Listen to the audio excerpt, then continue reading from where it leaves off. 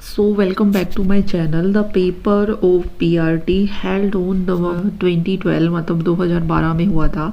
So do you know already we are doing only English pedagogical question of previous years. So this is the third previous year. Before that we have done two. So if you haven't watched, you can videos on my channel. So the first question of the English pedagogy is, I loved Ophelia. 40,000 brothers could not with all their quantity of love make up my sum. The phrase 40,000 brothers illustrates a figure of speech called. अब देखो ये कह रहा है, कुछ भी नहीं पढ़ना, क्वेश्चन ये है कि जो 40,000 ब्रदर्स हैं उसके अंदर बोला गया है, ये जो कौन सा फिगर ऑफ स्पीच है. जैसे हम हिंदी में अलंकार करते हैं ना, वैसे ही ना इंग्लिश में भी होते हैं. तो उसको क्या बोला जाता है, फिगर ऑफ स्पीच कहते हैं. ठीक है, फिगर ऑफ स्पीच तो अब बोल दिया. अब ये कह रहा है कि ये जो 40,000 ब्रदर्स है ना, ये बात बोली गई है, तो इसमें से कौन सा फिगर ऑफ स्पीच है. तो इसमें है हाइपरबोल. देखो हाइपरबोल को हिंदी में तुम ऐसे कह सकते हो कि अतिशयोक्ति अलंकार है. देखो इसमें कह रहा है 40,000 ब्रदर. भाई 40,000 कभी किसी के भाई होते हैं या नहीं होते. ठीक है, मतलब बढ़ा बढ़ा के बोला गया है बात को, जिसको हिंदी में हम अतिशयोक्ति अलंकार कह देते हैं, इंग्लिश में ये हाइपरबोल होता है. ठीक है, अब देखो ये अब पर्सोनिफिकेशन किसको कहते हैं, जब निर्जीव वस्तुएं सजीव वस्तुओं की तरह काम कर रही हों तब हम पर्सोनिफिकेशन कहेंगे. मान लो यहाँ पे ब्रदर ना होता, ऐसे लिखा होता 40,000 इज डांसिंग, कि जो 40,000 है ना, मतलब ये जो वर्ड है 40,000, ये क्या कर रहा है, डांस कर रहा है, नाच रहा है. मतलब ये तो निर्जीव वस्तु है, नहीं नाच कह सकती है. तो उस टाइम पे ये क्या हो जाएगा, पर्सोनिफिकेशन. मान लो, चलो ये एग्जांपल छोड़ो, मान लो चेयर लिखा है, chair is thinking, chair is dancing. मान लो ये एग्जाम्पल है.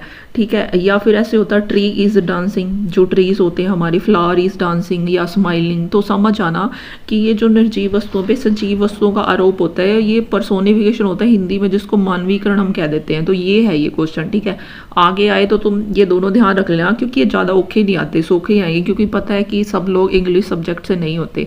हाइपरबोल अतिशयोक्ति, जिसमें बात को बढ़ा बढ़ा के बोलते हैं. पर्सोनिफिकेशन मानवीकरण, जिसमें निर्जीव वस्तुएं सजीव वस्तुओं की तरह एक्ट करेंगी. ठीक है, नेक्स्ट है ये जो है ना बियर, इसका क्या होगा, मतलब ये कह रहा है होमोनिम हो रहा है. होमोनिम मतलब ये किसकी तरह सेम साउंड कर रहा है. तो ये जो ए ऑप्शन है ना बियर, इसकी तरह ये साउंड कर रहा है. तो A option is right here. तो रिहेट्रिकल क्वेश्चन किसमें पूछा गया है, for the sake of effect with no answer needed. तो ये कह रहा है किसमें सिर्फ क्या है, क्वेश्चन पूछा जाना चाहिए, आंसर है ना है उसकी जरूरत नहीं है. रिहेट्रिकल क्वेश्चन वो होंगे जिसमें हमें आंसर नीड नहीं होता. ठीक है, ये मान लो सीधा सा. Next is what is the example of linking adverbial is. देखो सबसे पहले तो एडवर्ब पता कर लो क्या होती है. ठीक है, तो उसके बाद आंसर आ जाएगा. दा क्या होता है, आर्टिकल होता है, ऐसे याद रख लो इसको.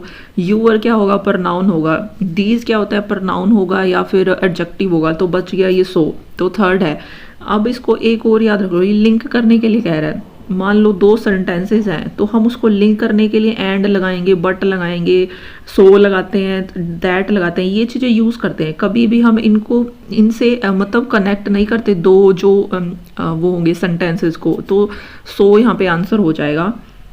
नेक्स्ट इज लैंग्वेज एक्विजिशन क्या होता है. ठीक है, हमें ये बताना है.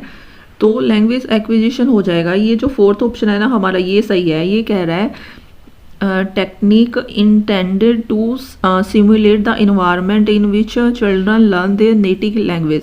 कि वो वाला इन्वायरमेंट जिसमें बच्चे अपनी नेटिव लैंग्वेज सीखेंगे, उसको क्या बोलेंगे, लैंग्वेज एक्विजिशन. मतलब ये मतलब लैंग्वेज को सीखना, और कौन सी भाषा को सीखना, नेटिव लैंग्वेज. जो भी होगा लैंग्वेज एक्विजिशन होगा, उसके अंदर नेटिव लैंग्वेज आएगी ही आएगी. तो यहाँ पे फोर्थ ऑप्शन सही हो जाएगा. Next NCF 2005 learning of English AIIMS. जो ये NCF है 2005, ठीक है, इसने क्या है, लर्निंग ऑफ इंग्लिश एम, कि इंग्लिश को सीखने का इन्होंने क्या सबसे बड़ा एम बताया, क्यों सीखना चाहिए इंग्लिश. तो ये क्या कह रहा है, क्यों जरूरी है इंग्लिश, की अनेबल नॉलेज टू एक्विजिशन, कि ये अनेबल करता है, स्टार्ट करेगा नॉलेज को. ठीक है, एक्विजिशन करने के लिए. ठीक है, through literacy and its development into an instrument of abstract thinking. और क्या करेगा, किसके द्वारा स्टार्ट करेगा, लिटरेसी के थ्रू स्टार्ट करेगा, और इसका डेवलपमेंट होगा इनटू एन इंस्ट्रूमेंट, इंस्ट्रूमेंट के थ्रू एक क्या होगा, डेवलपमेंट होगा और क्या होगी वो एब्स्ट्रैक्ट थॉट होगा। नेक्स्ट है वाइल लिसनिंग मीन्स अ स्टेज, जो लिसनिंग है ये हम किसके लिए यूज़ करेंगे, ठीक है। Answer is when a listening activity is introduce. ये वाइल लिसनिंग इसका मतलब क्या है, ये जो कौन सी स्टेज पे आएगा, तो इसका है ये जब लिसनिंग एक्टिविटी को इंट्रोड्यूस करा जाता है। जब question is student A and student B ask and answer question to complete a worksheet. अब जो स्टूडेंट ए है एंड स्टूडेंट बी है आस्क कर रहे हैं आंसर और क्वेश्चन अपनी एक वर्कशीट को कंप्लीट करने के लिए, उसको हम क्या बोलेंगे, तो वो एक्टिविटी हो जाएगी एन इंफॉर्मेशन ट्रांसफ़र एक्टिविटी। कि इंफॉर्मेशन का क्या हो रहा है, ट्रांसफ़र हो रहा है, आदान प्रदान हो रहा है, ए बी को बता रहा है, बी ए को बता रहा है, ऐसे करके। Next is criteria of assessment is, assessment है जो मापन है उसका क्या क्राइटेरिया है, journal impression of a student ability. कि क्राइटेरिया ऑफ असेसमेंट में हम किसको रखेंगे कि जो स्टूडेंट की जो एबिलिटी है ना उसका जर्नल इम्प्रेशन, मतलब ओवरव्यू लेना कितना उसने सीख लिया, ये उस क्राइटेरिया के अंदर आएगा, ठीक है। जर्नल ओवरव्यू लेना है। नेक्स्ट है ये है scars the phonetic transcription of a word A, मतलब ऑफ अ लेटर ए। ये जो वर्ड है ना स्कार्स, ये यहाँ पे किसका वो दे रहा है, साउंड दे रहा है, ठीक है। फोनेटिक ट्रांसक्रिप्शन बतानी है इसकी, यहाँ पे कौन सी है, हो जाएगा ये ई आ। ये जो सेकंड ऑप्शन है ना ये है इसकी स्कार्स की जो यहाँ पे क्या है फोनेटिक ट्रांसक्रिप्शन, यहाँ पे जो ए ये है। Next question is notes can be made using a flow chart और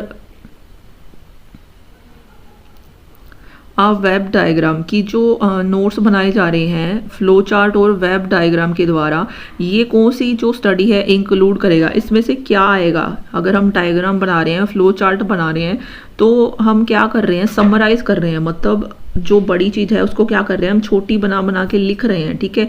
फ्लो चार्ट और वेब डायग्राम का मतलब ही यही होता है, ठीक है। मान लो नोट्स कभी हमने बनाए होंगे तो पहले जो हमारे नोट्स होते हैं वो हम बना लेते हैं, उसके बाद हम उसके शॉर्ट नोट्स बनाते हैं, कई बार मैप से बनाते हैं या फिर कोई फ्लो चार्ट बना के लगाएंगे कि या ट्री बना देंगे, लाइफ ऑफ हिस्ट्री ऐसे करके। तो इसलिए वो हमने क्या कर दिया, उसको समराइज कर दिया। तो option B is right here. Next question is the student make mistake while playing a grammar game. बच्चा क्या कर रहा है, मिस्टेक कर रहा है, ठीक है। जब ग्रामर गेम खिलाई जा रही है तो टीचर को क्या करना चाहिए इसके अंदर से, तो टीचर को quietly note down the mistake and discuss them with class after the activity.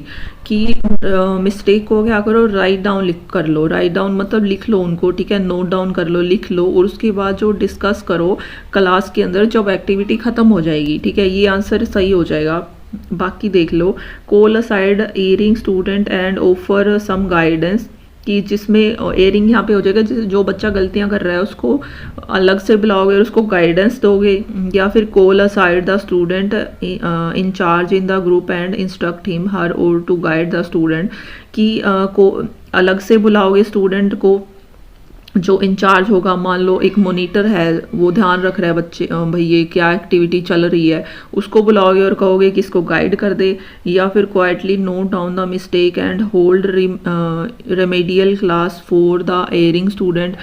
कह रहा है कि सिर्फ एक बच्चे के लिए तुम रेमेडियल क्लास लगाओगे, ऐसा कुछ भी नहीं करना। देखो सिर्फ क्या करना है, कभी भी एक्टिविटी कोई चल रही होती है तो उसमें इंटरप्ट नहीं करना। बच्चा गलतियां भी कर रहा है तो उसको लिख लो और बाद में उसको फीडबैक देते रहो, ठीक है। इसलिए fourth option is right here.